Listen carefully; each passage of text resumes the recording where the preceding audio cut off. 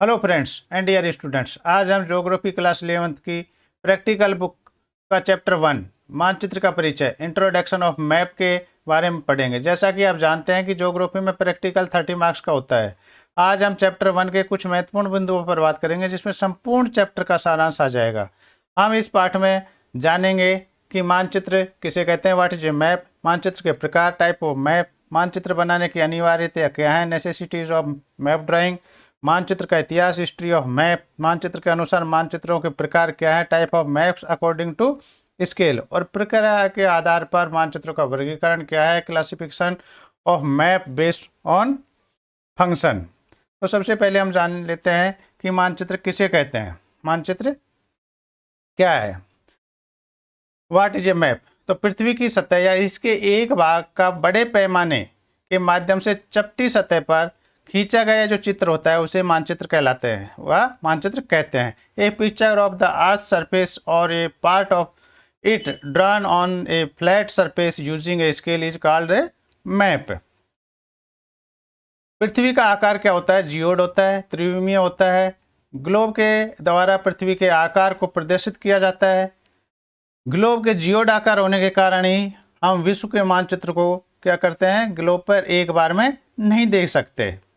इसलिए संपूर्ण विश्व के आकार को गज पर व्यक्त करने के लिए मापने का प्रयोग किया जाता है, यानी स्केल का प्रयोग किया जाता है। उसको स्केल में माप लेते हैं कि 1 सेंटीमीटर बराबर 1 किलोमीटर या 10 किलोमीटर, इस तरह से। तो मानचित्र त्रिविमीय पृथ्वी की द्विविमीय प्रस्तुति है। मानचित्र संपूर्ण पृथ्वी या उसके किसी भाग का समतल पृष्ठ पर समान्वित मापनी द्वारा, मापनी का मतलब स्केल के द्वारा वर्णनात्मक, प्रतीकात्मक व व्यापकीकृत निरूपण करता है, उसके बारे में बताता है। अब हम जानते हैं कि मानचित्र के प्रकार कौन कौन से हैं, टाइप ऑफ मैप। तो मानचित्र 3 प्रकार के होते हैं, भौतिक मानचित्र यानी फिजिकल मैप, राजनीतिक मानचित्र, ठीक है ना, राजनीतिक मानचित्र यानी पॉलिटिकल मैप, और थीमेटिक मानचित्र है, थीमेटिक। तो पहला है भौतिक मानचित्र, दूसरा राजनीतिक मानचित्र और तीसरा है थीमेटिक मानचित्र। तो भौतिक मानचित्र क्या होता है कि पृथ्वी की प्राकृतिक आकृतियां जैसे पर्वत हैं, पठार हैं, मैदान हैं, नदियां हैं, महासागर हैं, इन सबको दर्शाने वाले मानचित्रों को भौतिक या उच्चावच मानचित्र कहा जाता है। इनमें रिवर्स, प्लेन, प्लेटू, ओशियन, ये सब चीज़ें आ जाती हैं। राजनीतिक मानचित्र जो पॉलिटिकल मैप होता है, इसमें राज्य, इसमें क्या होता है, स्टेट आ जाते हैं, नगर, सिटी आ जाती है, शहर आ जाते हैं, तथा गांव और विश्व के विभिन्न देशों व राज्यों तथा उनकी सीमाओं को दर्शाने वाले मानचित्र को राजनीतिक मानचित्र कहा जाता है।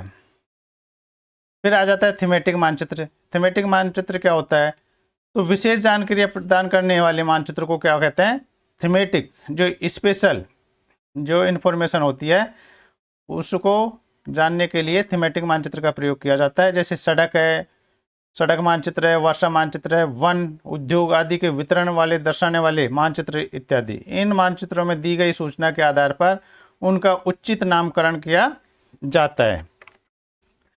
तो मानचित्र के प्रकार के बारे में आपको पता चल गया होगा कि मानचित्र के प्रकार कितने हैं, 3 प्रकार के होते हैं। अब मानचित्र बनाने की अनिवार्यता क्यों हुई, क्या ज़रूरत थी इनकी, नेसेसिटी ऑफ मैप ड्राइंग।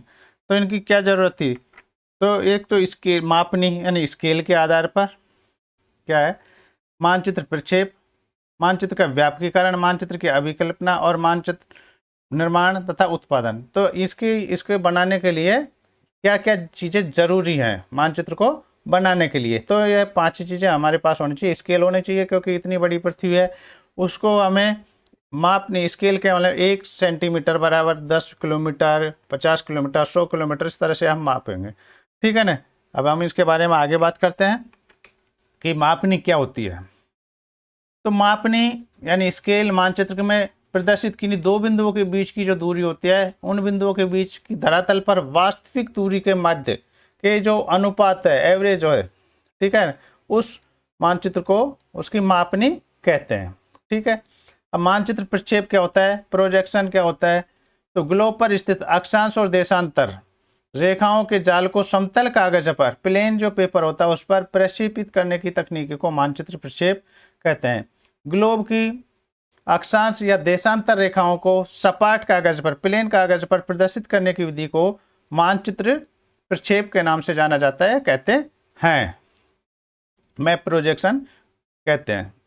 अब मानचित्र व्यापकीकरण है, यानी मैप जनरलाइजेशन क्या है, तो मानचित्र के उद्देश्य को ध्यान में रखते हुए उसकी विषय वस्तु को नियोजित किया जाना मानचित्र व्यापकीकरण कहलाता है।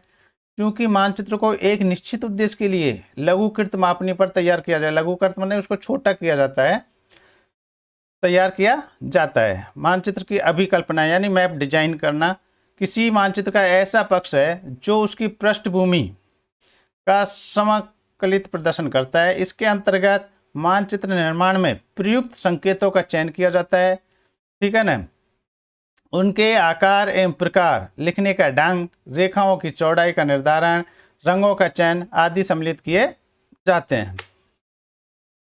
अब हम बात करते हैं कि मानचित्रों का निर्माण तथा उत्पादन, मैप क्रिएशन एंड प्रोडक्शन। मानचित्र कला प्रक्रम का 5वां महत्वपूर्ण कार्य मानचित्र को बनाना, उनका पुनरुत्थान करना। पुराने समय में मानचित्र बनाने एवं उनके पुनरुत्पादन का कार्य हाथों से किया जाता था। कला में स्याही से मानचित्र बनाकर उनको मशीनों द्वारा छापते थे, लेकिन अब ऐसा नहीं होता। अब कंप्यूटर के द्वारा ये काम बड़ी आसानी से हो जाता है। तो अब मानचित्र के इतिहास के बारे में जान लेते हैं, हिस्ट्री ऑफ मैप। तो सबसे प्राचीन मैप, जो सबसे पहला मानचित्र था, वो कब हुआ, 2500 ईसा पूर्व बना था। मेसोपोटामिया में ये पाया गया था, जो चिकनी मिट्टी की टिकिया से बना था, ये किले से बना हुआ था। पृथ्वी की परिधि की माप तथा मानचित्र बनाने में भौगोलिक निर्देशांक की पद्धति के उपयोग के द्वारा अरब तथा यूनानी भूगोलविदों ने आधुनिक मानचित्र कला की नींव रखी। तो किसने रखी थी, अरब और यूनानी भूगोलविदों ने आधुनिक मानचित्र की नींव रखी थी। 19वीं तथा 20वीं शताब्दी में तकनीकी के विकास के कारण मानचित्र की परिशुद्धता अधिक हो गई, जिससे में व्यापक फोटो तथा आंकड़ों के कंप्यूटरीकृत मानचित्र सम्मिलित। वायव मतलब हवा से जो लिए गए फोटो होते हैं, हेलीकॉप्टर से ऊपर से, उन्हें वायव फोटो के नाम से जाना जाता है। मानव ठीक है ना। भारत में मानचित्र बनाने का कार्य 1767 में सर्वे ऑफ इंडिया की स्थापना के साथ किया गया। तो ये क्वेश्चन पूछा जाता है कि भारत में मानचित्र बनाने का कार्य कब हुआ, तो ये 1767 में हुआ था। किसके द्वारा, सर्वे ऑफ इंडिया की स्थापना की गई थी, उसके द्वारा। 1785 में 1785 में हिंदुस्तान का मानचित्र बनकर तैयार हुआ था। आगे हम देखते हैं कि टालमी का विश्व का मानचित्र है, वो पहले इस तरह का था। उसके बाद में प्राचीन भारत में जो कल्पित विश्व के 7 महाद्वीप थे, उनमें कौन कौन से थे, उनमें क्रौच, जम्बूद्वीप, कुश, प्लक्स, सालमली, शाक और पुष्कर, ये प्राचीन भारत के 7 द्वीप थे। अब मापनी के अनुसार मानचित्रों के प्रकार कौन कौन से हैं, तो मानचित्र के type of map according to scale. तो मापनी के आधार पर 2 प्रकार के होते हैं, एक वृहद मापनी यानी लार्ज स्केल मैप, और दूसरा लघु मापनी यानी स्मॉल स्केल मैप। वृहद मापनी मानचित्रों को भी 2 भागों में बांटा जा सकता है, एक भूसंपत्ति मानचित्र कैडेस्ट्रल मैप और स्थलाकृति टोपोग्राफिक मैप, इनमें 2 में बांटा जा सकता है। अब ये भूसंपत्ति मानचित्र को क्लस्टर मानचित्र भी कहते हैं, इससे गांवों व शहरों के मानचित्र बनते हैं भूसंपत्ति। और स्थलाकृति मानचित्र में इसमें आकृति, अपवाह, कृषि भूमि, वन, बस्ती, परिवहन संबंधी मानचित्र शामिल किए जाते हैं।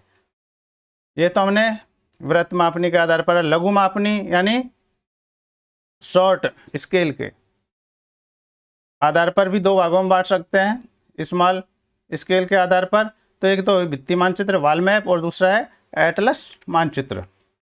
तो भित्ति मानचित्र क्या है, तो भित्ति मानचित्र होते हैं वो बड़े आकार के कागज या प्लास्टिक पर बनाए जाते हैं। और एटलस हैं, वो एटलस मानचित्र लघु मानचित्र होते हैं, यानी छोटे मानचित्र होते हैं।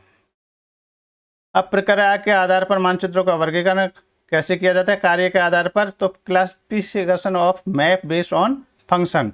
तो प्रक्रिया के आधार पर भी मानचित्रों को 2 भागों में बांटा जाता है, एक है भौतिक मानचित्र फिजिकल मैप, और दूसरा सांस्कृतिक मानचित्र कल्चरल मैप, ठीक है ना।